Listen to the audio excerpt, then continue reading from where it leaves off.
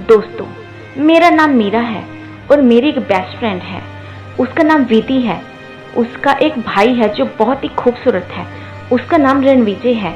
हालांकि विधि के साथ मेरी दोस्ती बहुत लंबे अरसे से है, किंतु कभी भी मेरी मुलाकात रणविजय से नहीं हुई थी। किंतु जब मैंने उसे पहली बार देखा तभी मैंने अपना दिल उस पर हार दिया था। विधि की शादी अभी जब कुछ ही दिनों पहले तय हुई थी तब उसने मुझे इनवाइट कर लिया था, किंतु शादी वाले दिन जल्दी आने वाले थे और उसके बाद मैंने कच्ची कली से फूल बनने का सपना अपना पूरा कर लेना था। तो आइए दोस्तों, मैं आपको अपनी सच्ची कहानी सुनाती हूँ।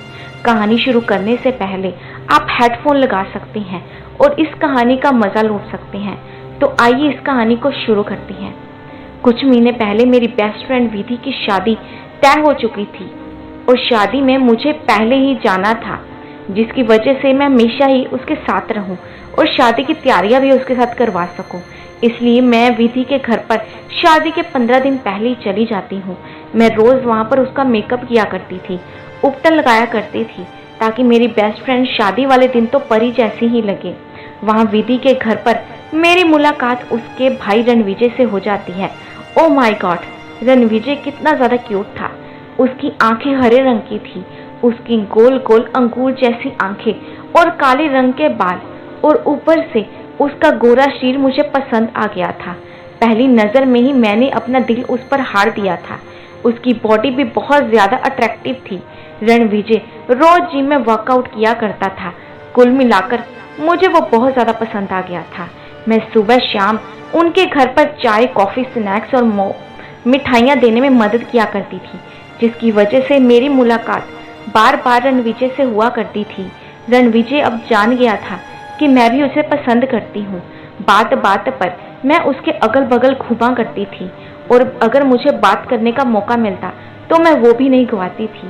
धीरे धीरे मुझे पता चला कि रणविजय भी मुझे पसंद करने लगा है, जिसकी वजह से मेरी खुशी का तो कोई ठिकाना ही नहीं था। अभी शादी में आए मुझे 2 दिन ही हुए थे कि एक रोज मैं रणविजय के कमरे में कॉफी देने जाती हूँ। जब मैं वहां से मटकते हुए वापस आने लगती हूँ, वो मेरा हाथ पकड़ लेता है।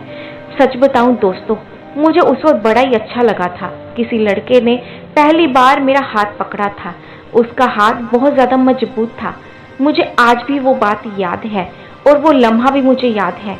वो मेरी ओर देखता है और मुझसे पूछता है कि बताओ सोनिया, कि तुम मेरे पीछे क्यों घूमती रहती हो, आसपास मेरे चक्कर क्यों लगाती रहती हो। हालांकि उसकी आवाज में बड़ा दम था। मैंने ध्यान से सुना तो मुझे ऐसे लग रहा था कि जैसे वो गुस्से से पूछ रहा है, इसलिए मैं डर जाती हूँ और मेरे तो मुंह से निकल ही जाता है कि मैं तुम्हें बहुत ज्यादा पसंद करती हूँ, बस तुम मुझसे नाराज मत होना, तुम मुझे बहुत ज्यादा अच्छे लगते हो। मैंने उस वक्त अपने कान पकड़कर उससे सॉरी भी मांग लिया। वो अचानक से जोर से हंस देता है और मैं समझ जाती हूँ कि उसकी भी हाँ है, तो तुरंत ही मैं उसे गले लगा लेती हूँ। वो भी मुझे जोर से गले लगा लेता है और वो मुझसे कहता है कि मुझे तो पता ही था कि तुम मुझसे प्यार करती हो। और उस वक्त मुझे एहसास हो जाता है, क्योंकि मुझे तो मालूम ही नहीं था कि वो भी मुझसे प्यार करता है। मेरी खुशी का तो उस वक्त कोई ठिकाना ही नहीं था। बस फिर क्या था, कली से फूल बनने में मुझे ज्यादा समय लगने नहीं वाला था। उस वक्त ही उसने तय कर लिया था कि वो मुझे आज ही 61-62 की दुनिया में ले जाएगा। मैंने उसके वहां से जाने की कोशिश की, किंतु उसने मुझे पकड़ ही लिया था। मुझे तो यकीन ही नहीं हो रहा था कि रणविजय भी मुझसे बहुत ज्यादा प्यार करता है। अंदर ही अंदर मैं मुस्कुरा रही थी और उसकी बाहों में मैं लिपट कर रोमांस कर रही थी। मैंने क्रीम कलर का सुंदर सा सलवार सूट पहना हुआ था। मेरी सलवार चूड़ीदार थी, किंतु बहुत ही सुंदर लग रही थी। रणविजय ने अपने कमरे का दरवाजा उस वक्त बंद किया हुआ था और साथ में उस वक्त कुंडी भी लगा ली। उस वक्त मैं समझ चुकी थी कि मेरे साथ ये कुछ करने वाला है। मैं पीछे नहीं हटना चाहती थी, क्योंकि मैं भी अब 23 साल की जवान लड़की थी जिसे इन सब चीजों की जरूरत थी। रणविजय ने मुझे उठाकर सोफे पर बिठा दिया और मेरे साथ खेल खेलने लग गया। मुझे उस वक्त बहुत ज्यादा अच्छा लग रहा था, किंतु वो मेरे करीब आया तो मैंने उसे हटाने की कोशिश की, किंतु मैं बार बार सोच रही थी कि मुझे ये सब नहीं करना है। और फिर मैं सोचती कि नहीं नहीं, जरूर मुझे करना है। मैं कशमकश में डूब चुकी थी और मुझे समझ नहीं आ रहा था कि मैं क्या करूं। तभी मैंने रणविजय से कहा कि ये सब ठीक नहीं है, मुझे यहाँ से जाना होगा, ये तो पाप है, ये सब ठीक नहीं है। तभी रणविजय ने कहा, अरे रुको मेरी प्यारी, तुम तो आज़ाद ख्यालों वाली लड़की होनी चाहिए, क्योंकि आज़ादी वाला समय चल रहा है। अभी तो सब लोग मॉडर्न जमाने वाले हो गए हैं, तो तुम किस जमाने की लड़कियों वाली बातें कर रही हो। आजकल तो ये सब करना आम बात है, इसलिए तुम घबराओ मत। तुम बस वो करो जो मैं करना चाहता हूँ, मेरा साथ दो।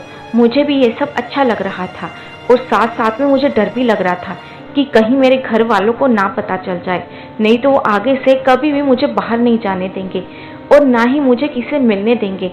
अब मैं डर रही थी, किंतु जब तक मैं डर रही थी तब तक रणविजय अपना काम कर रहा था।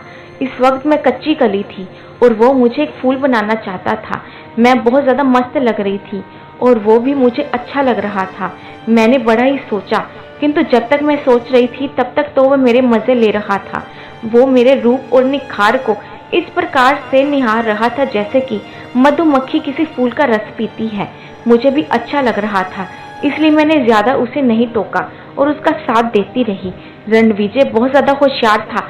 उस वक्त मुझे ऐसा महसूस हो चुका था, जिस प्रकार से वो मेरे साथ खेल खेल रहा था। मैं समझ चुकी थी कि मैं उसकी ज़िंदगी में पहली लड़की नहीं हूँ, उसने पहले भी ये सब किया है।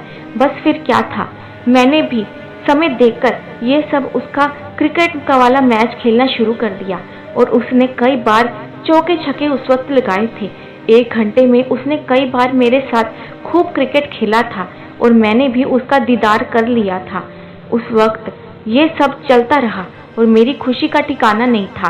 पहली बार कोई लड़का मेरी तारीफ कर रहा था और मेरे मज़े ले रहा था। मेरे अंदर अजीब सी हलचल हो रही थी, एक भूचाल सा मेरे अंदर चल रहा था। मेरे अंदर एक करधन सी चल रही थी। रणविजय मेरी उंगलियों के साथ खेल रहा था और मेरे संग रस पी रहा था। वो लोमड़ी की भांति मुझे चाट रहा था और मैं सिसकियां भर रही थी। बस फिर क्या था, हमारे साथ ये सब चलता रहा और मैंने जब तक अपनी बेस्ट फ्रेंड के घर पर 13 दिन रहे तब तक मैं 13 दिन उसके साथ ये सब खेल खेलती रही। बस फिर एक समय भी आना था जब मुझे वहाँ से जाना था, तो मैंने रणविजय को बता दिया। बस फिर क्या था, रणविजय भी मौका पाकर एक रात को फिर से मेरे रूम पर आ ही जाता है और मेरे साथ ये सब खेल खेलता है। अगले दिन जब मुझे अपने घर के लिए निकलना होता है तब मैं अपनी पैकिंग कर रही थी। वो एक बोतल लेकर मेरे पास आता है। मैं उससे पूछती हूँ कि आखिरकार ये क्या है, तो उसने मुझसे कहा, मेरी जान ये तो वाइन है, आओ मेरे साथ एक बार मज़े फिर से ले लो।